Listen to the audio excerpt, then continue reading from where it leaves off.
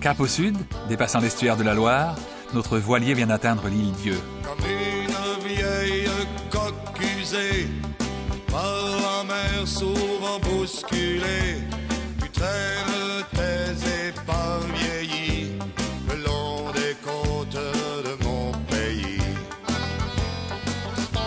Les habitants de l'île Dieu, les Augiens, ou Îlets, ont longtemps été de grands pêcheurs de thon. Les Dundee d'autrefois ont désormais laissé la place à des thoniers modernes, mais la poissonnerie de Port-Joinville offre toujours les meilleurs poissons que je connaisse. Et comme surgit du passé, on voit parfois de Port-Joinville appareiller un superbe voilier d'autrefois.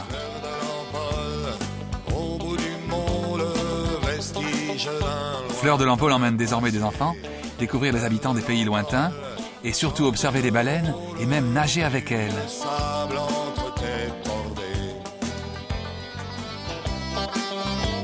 Au sud-ouest de l'île Dieu, le petit port de la Meule est très exposé aux tempêtes d'ouest. T'as plus d'histoire sous ta carène que nul n'en pourra raconter. Frôlez plus de main tes cadènes qu'une femme pourrait s'en vanter. Quittant la Vendée, au large de La Rochelle, voici l'île de Ré.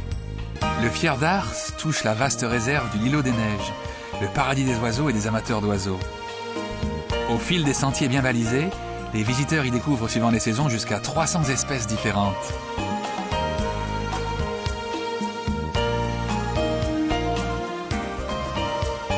Plus loin, sur la route de la presqu'île de Loie, la Maison du Sel maintient vivante la tradition des marais salants.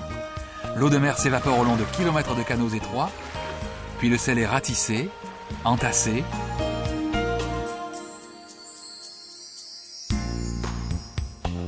Le sel est ensuite mis à sécher en petites pyramides bien nettes. Et voilà le sel marin d'Île de Ré, il lui faudra encore 1 an avant de pouvoir atteindre vos cuisines. L'île de Ré a des plages magnifiques. On a tourné sur celle-ci des scènes du film Le Jour le plus long. Et puis il y a bien sûr les régions plus animées de l'île, le port le plus important, Saint-Martin-de-Ré, avec ses 2 bassins, l'un pour la pêche, l'autre pour la plaisance.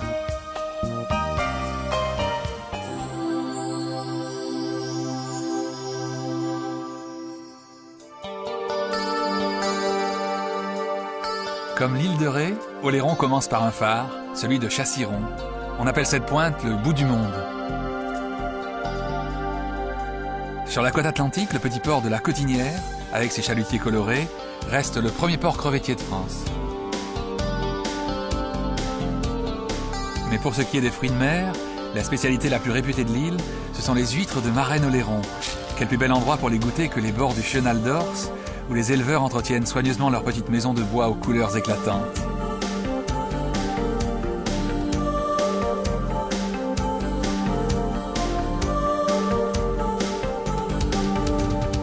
Non loin d'ici, la citadelle de Château d'Oléron a été édifiée au XVIIe siècle pour défendre la ville de Rochefort.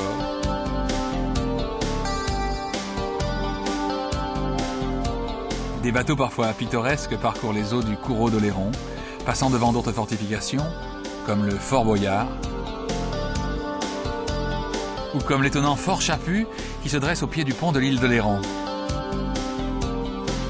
Voleur d'images, je suis un voleur d'images, j'ai dans mes souvenirs des chagrins, des plaisirs, des rêves, des désirs, des joies, des soupirs, mais je dois repartir, c'est une question de cadrage, je suis un voleur